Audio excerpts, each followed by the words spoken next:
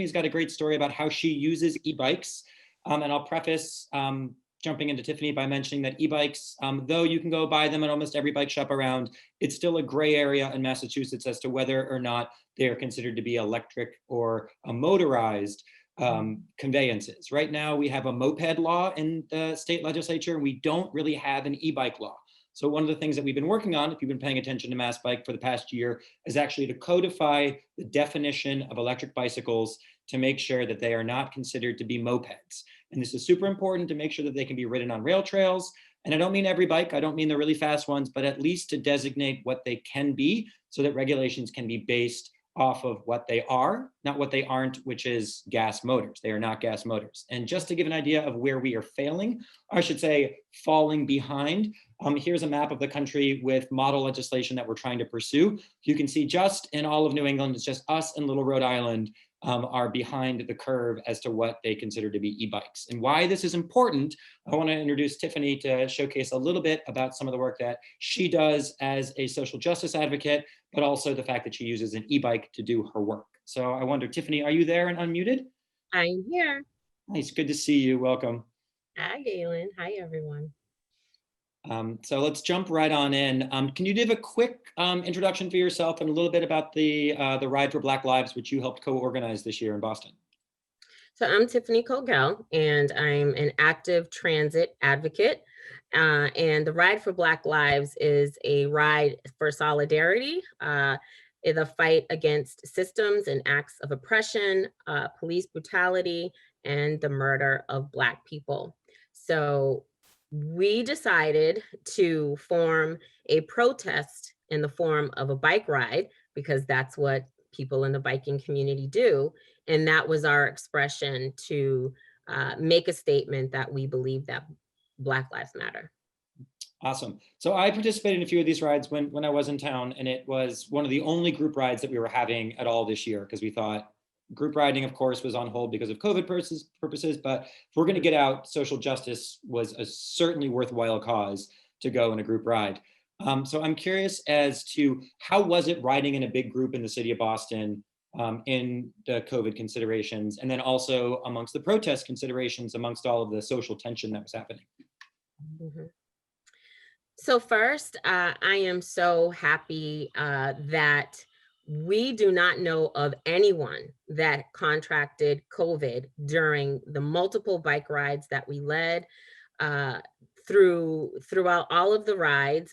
Hundreds and hundreds of people assembled for these bike rides, and obviously keeping ourselves and everyone safe was our main concern. So we made sure to provide masks, hand sanitizers, and reminders that yes, we're here for a bike ride, and yes, we're here for a very important cause, which is protesting police brutality and racial murders. However, we need to stay safe.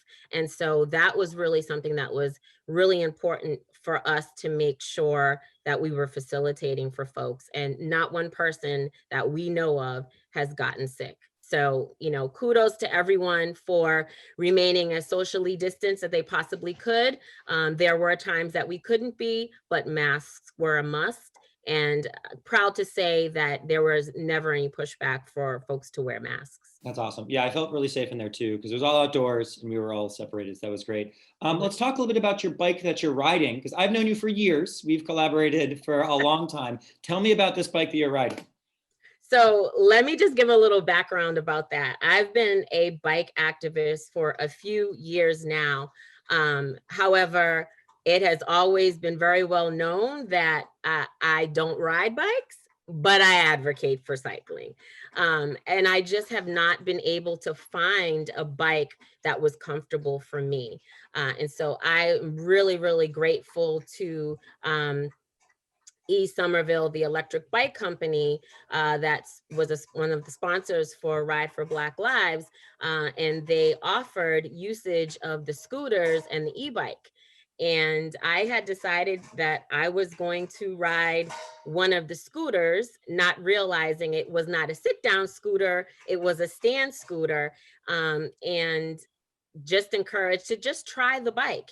And I did just try the bike, and that wound up being The first time that I had ever been on a bike ride in probably over 10 years, a real true bike ride. I have been with you and some of the smaller things like promotional things that we've done. But to ride multiple miles for my first time and actually get through it was an amazing accomplishment for me. And it was also the thing that made it able for me to participate as a rider and not just an organizer. Yeah, and not just you, but also your kids too, right? Oh yeah. Yeah, but my kids can outride me anywhere. But that was the first time that we have ever been able to go on a full bike ride together. So it was epic for me. Awesome. Epic. I love that. And these are legit rides. These went like, 10, 15 miles throughout the city of Boston. Definitely. Yeah. Yep. Full-fledged rides for sure. So my last question for you, just interest of time, are you gonna get a e-bike and ride around now? What's your next step in the biking world that you want to jump into?